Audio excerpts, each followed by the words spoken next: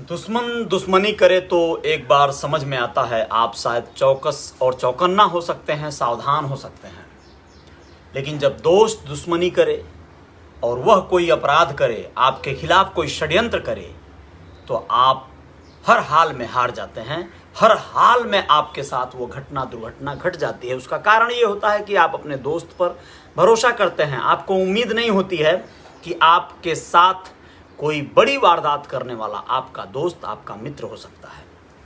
जी हाँ, नमस्ते। मैं रियल रिपोर्टर न्यूज पर अजय साहनी स्टार आप सभी का स्वागत करता हूं। और आज अभी लोगों को जो बताने जा रहा हूं आप लोगों को, वो घटना है आगरा से। आगरा में एक ऐसी हैवानियत, एक ऐसी वारदात सामने आई है जिसमें सुरेश चौहान नाम के एक व्यक्ति, जो कि कोल्ड स्टोरेज चलाते हैं, उनका इकलौता पुत्र सचिन चौहान अब इस दुनिया में नहीं है। 21 जून को उसके कुछ मित्रों ने, जो उसके साथ पार्टी करते थे, उन लोगों ने उसे एक बाकायदा स्कैंडल बनाकर एक षड्यंत्र के तहत मार डाला। चलिए विस्तार से बता देते हैं। सुरेश चौहान के पार्टनर हैं लेखराज सिंह चौहान, उनका एक बेटा है हर्ष चौहान, और उसका एक साथी सुमित नाम का, जो चाइना आया जाया करता था, एक्सपोर्ट इंपोर्ट का उसका बिजनेस था, और उसका और भी कई एक कारोबार था, गाड़ियों का शौकीन था वो। उसका अपना क्लब हाउस वगैरह भी चलाता है, मतलब अच्छा खासा व्यवसाय है उसका, सुमित केसवानी। यह व्यक्ति हर्ष चौहान के साथ मिलकर एक बहुत बड़ी वारदात को अंजाम दिया, और अब यह पुलिस के सलाखों के पीछे है। गजब की बात है। उपेंद्र साहनी, नमस्कार, बहुत बहुत धन्यवाद आप लोगों का। और अभी मैं आप लोगों को ये बता रहा था कि जो घटना घटी वो इस तरह घटी कि यह लोग सचिन चौहान को फ़ोन करते हैं और कहते हैं कि आ जाओ यार, पार्टी करनी है। पार्टी के बहाने ये लोग बुलाते हैं और ये भी कहते हैं रसियन लड़कियों का इंतजाम किया गया है पार्टी में, आ जाओ एंजॉय करते हैं। यह लोग पार्टी के बहाने उसे घर के बाहर बुलाते हैं, या लोअर और टी शर्ट में ही बाहर जाता है। क्रेटा गाड़ी से आए हैं लोग, जो हर्ष के साथी हैं। हर्ष के साथी में हैप्पी खन्ना नाम का एक व्यक्ति आता है, जो कोरोना काल में बड़ा परेशान है, तंगहाल है, बदहाल है, वह भी इसमें शामिल होता है। मनोज बंसल नाम का एक व्यक्ति, ये भी शामिल होता है। यह सब लोग जो है शामिल होते हैं। एक लंगड़ा आदमी इसमें शामिल होता है, जो बैसाखी लेकर चलता है, लेकिन वह भी इस षड्यंत्र का हिस्सा बन जाता है। कुल मिला जुला के 5 लोग जो है इसमें शामिल होते हैं। सुमित केसवानी, हर्ष चौहान, मनोज बंसल और हैप्पी खन्ना नाम का एक व्यक्ति, और एक व्यक्ति उन लोगों का साथी है, दोस्त है। तो ये सब जो है इसको लेकर जाते हैं एक प्लांट जो सुनसान पड़ा हुआ है। हैप्पी खन्ना के मित्र की बहन का प्लांट है, वाटर प्लांट। वहाँ पर अब काम नहीं चल रहा है, बंद पड़ा है। वहाँ पर ये लोग लेके जाते हैं। रास्ते में शराब खरीदी जाती है, गाड़ी में ही पेग लड़ाना शुरू हो जाता है, और यह वहाँ ले जाकर उसे गला दबाकर बाकायदा उसे मार डालते हैं।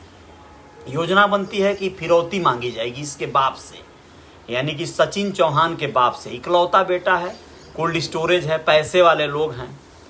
इसमें जो हर्ष चौहान है, जो लेखराज सिंह चौहान का बेटा है, और इसे जो सचिन के पिताजी हैं सुरेश चौहान बहुत मानते थे, बेटे जैसा ही मानते थे, क्योंकि ये इनके पार्टनर का बेटा होता है। तो ये पूरी षड्यंत्र, यानी समझिए अपना बनकर ये गला घोंटने का काम किया गया। इकलौता बेटा है, और हर्ष जो है उसका साथी है, दोस्त है, साथ में एंजॉय करते हैं, पार्टी करते हैं लोग। यह जो है हर्ष ने कहा होता है कि हम, अगर फिरौती मांगा जाएगा 2 करोड़ रुपए का, मिला तो ठीक है, सब लोग बांट लेंगे, नहीं मिला तो हम सब लोगों को पैसे दे देंगे। कैसे देंगे? इसलिए देंगे कि हमारा जब ये मर जाएगा तो इसके पिताजी हमारे पार्टनर हैं, हमारे पिताजी के, तो मैं ही बचूंगा इन लोगों का वारिस, और बड़े आनंद रहेंगे हमारे। ऐसा सोच के इन लोगों ने पूरा प्लान बनाया हुआ होता है। प्लान में इतना ही नहीं होता है, इतना होता है कि सचिन चौहान की मोबाइल को लेकर वह लंगड़ा मनोज बंसल नाम का, उसे ये लोग भेज देते हैं, इटावा का बस पकड़ा देते हैं कि ये मोबाइल लो और इटावा की तरफ निकल जाओ, वहाँ से तुम फ़ोन करके फिरौती मांगना इनके पापा से। वो चला जाता है, रास्ते में कई बार उसको फ़ोन आता है घर वालों का, लेकिन ये उठाता नहीं है, वो डर जाता है या जैसे भी, अंत में वो फ़ोन करता भी नहीं है फिरौती के लिए। और भोर में वहीं इटावा के पास, बस स्टैंड के पास एक जगह मोबाइल फेंक कर दूसरी बस पकड़ के वापस चला आता है। मोबाइल अभी भी नहीं मिला, लेकिन कॉल नहीं आया, मतलब फिरौती के लिए फ़ोन नहीं आया। इधर 21 जून का मसला है ये। शाम को ये लोग मर्डर करते हैं। रात को 8:30 बजे ये सब सचिन के शव को लेकर आगरा के ही बालकेश्वर घाट पर, जहाँ शव वगैरह जलाया जाता है, सौदाह केंद्र है, वहाँ पर ले जाकर बाकायदा कोरोना पीपीई किट वगैरह खरीद कर, शव पैकिंग वाला पैकेज खरीद कर उसमें पैक करके ले जाते हैं सब गाड़ी में डाल के, और बताते हैं कि यह, उसका नाम गलत बताकर उसका पर्ची कटवा देते हैं और कहते हैं ये कोरोना पॉजिटिव है, तो कोई बहुत ज़्यादा पड़ताल भी नहीं होती है, और उसका शव जला देते हैं लोग। शव जलाने के बाद दूसरे दिन बाकायदा जो अस्थि होती है वो भी लेने के लिए 2 लोग चले जाते हैं, ताकि प्रवाहित करना है, यानी कोई शंका ना हो। यानी सोचिए, खूब बाकायदा शव जला दिए। शव जलाने के बाद दूसरे दिन उसकी जो अस्थियां लेनी होती हैं वो भी 8 बजे, 22 तारीख को सुबह 8 बजे जाकर वापस ले लिए लोग। अब घर परिवार के लोग परेशान और रिपोर्ट दर्ज करवाते हैं उसके पिता थाने में 22 तारीख को, सेकेंड डे 22 जून को। और आगरा पुलिस चौकी में एक्टिविटी थोड़ी ढीली पड़ जाती है, क्योंकि ठीक है, उन लोगों को लगता है कि कोई जब फिरौती के लिए फ़ोन नहीं आया तो कोई मसला नहीं है। लेकिन पिता चुप नहीं बैठते हैं, अपने अगल बगल अपने कॉलोनी के कुछ सीसीटीवी फुटेज चेक करवाते हैं। उसमें दिखता है कि मेरा लड़का जा रहा है। वो पुलिस को भी इत्तला करते हैं, तो पुलिस कहती है अपनी मर्जी से गया है। लेकिन एक मोटरसाइकिल पर 2 लोगों का हेलमेट लगा के बैठना, ये सब संदेह के दायरे में आता है। फिर पड़ताल शुरू होती है। एटीएस आगरा इसे अपने हाथ में लेती है, दबाव बढ़ता है। चूँकि हाई प्रोफाइल मामले हैं ये सब, तो दबाव बढ़ जाते हैं। आम आदमी का मामला होता तो मुश्किल होता। तो ये एटीएस ने कंफर्म किया, उसके हुकुम सिंह नाम के जो इंस्पेक्टर हैं उन्होंने तस्दीक किया कि मामले का पूरा तह तक जाके हम लोग उसकी गिरफ्तारी भी कर लिए। मामला था पैसे के लेन देन का दोस्तों। जी हाँ, पैसा बहुत बुरी चीज़ है। रुपए पैसे की लेन देन में बहुत बड़ी बड़ी वारदातें होती हैं। ऐसा ही हुआ है। सुमित ने कहा है कि हम कई बार में सचिन चौहान को 40 लाख रुपए के लगभग कर्ज दिए थे, वो दे नहीं रहा था, इसलिए हमने उसे ठिकाने लगाने का सोच लिया। और पहले तो हर्ष ने कहा कि हम 2 करोड़ की फिरौती ले लेंगे, 1 करोड़ तुम ले लेना, 1 करोड़ में हम लोग बांट लेंगे।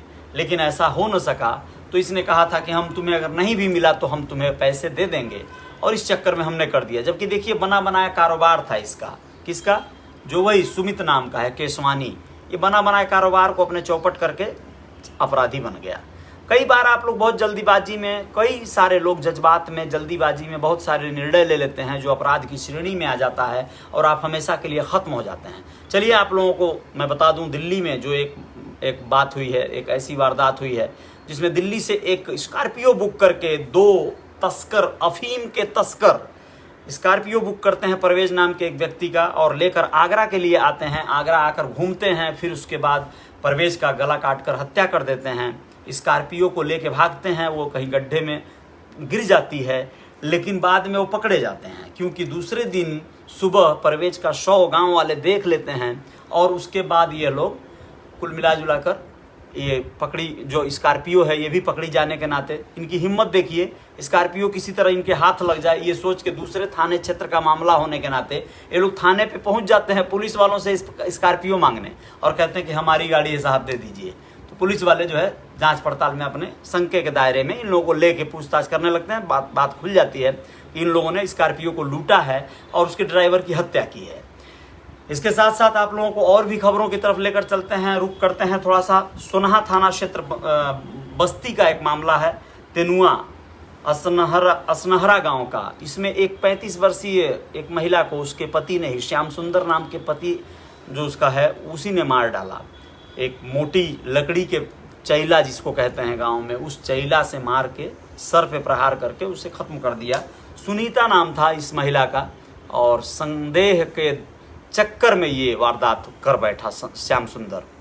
इसका आरोप था कि पत्नी का किसी और से कोई अफेयर था। इस तरह के हालात में झड़प हुई, कहा सुनी हुई, उसमें मारपीट करके उसने मार डाला। ये कल की बात है। 24 घंटे बाद आप लोगों को मैं बताया था, गोरखपुर में राप्ती जो नदी में एक युवती सेल्फी ले रही थी किनारे खड़ी होके, पैर स्लिप कर गया, डूबने लगी तो उसका प्रेमी जो था उसे बचाने के लिए कूद गया, जो देवरिया जिले के रहने वाले थे लोग, तो वह लड़का तो डूब गया, युवती बचा ली गई। उसके बारे में बताना चाहूँगा, उसका शव मिला है दूसरे दिन मिला, यानी कि कल मिला, और कल मिला, और उसका शव जो है 24 घंटे बाद मिला। SDRF जो स्टेट जो आपदा संरक्षण टीम होती है वो लग गई थी, और उसने 24 घंटे बाद, यानी देर रात हो गई थी, शाम हो गई थी, तो शव नहीं मिला। वारदात जहाँ हुई थी उससे कुछ ही दूरी पर भंवर में जो है शव फंसा हुआ था, घूम रहा था, और वो डूब के मर गया था।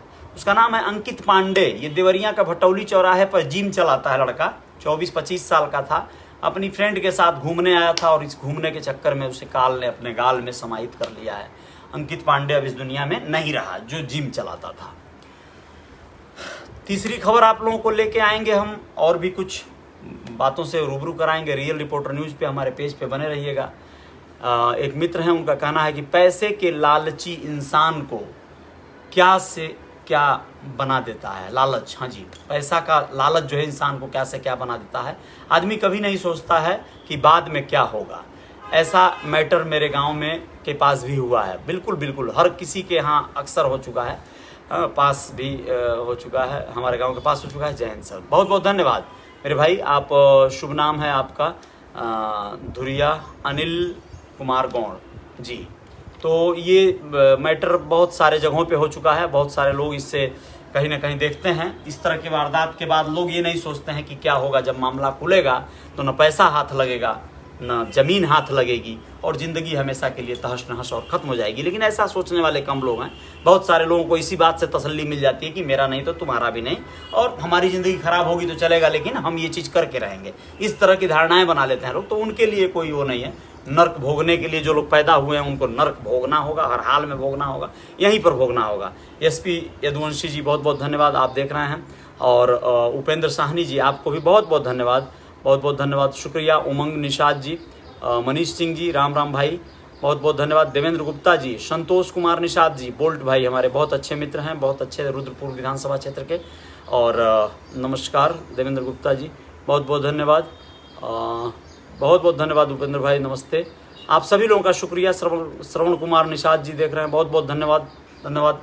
इंदल निषाद जी, जय हो, धन्यवाद। मैं आप लोगों को और कुछ लाइव खबरों को लेके आता हूँ, जल्द ही जय जयकार जारी रहेगी। रियल रिपोर्टर न्यूज़ को फॉलो कर लीजिएगा, पेज को सब्सक्राइब मेरे कर लीजिएगा, चैनल को। धन्यवाद, शुक्रिया।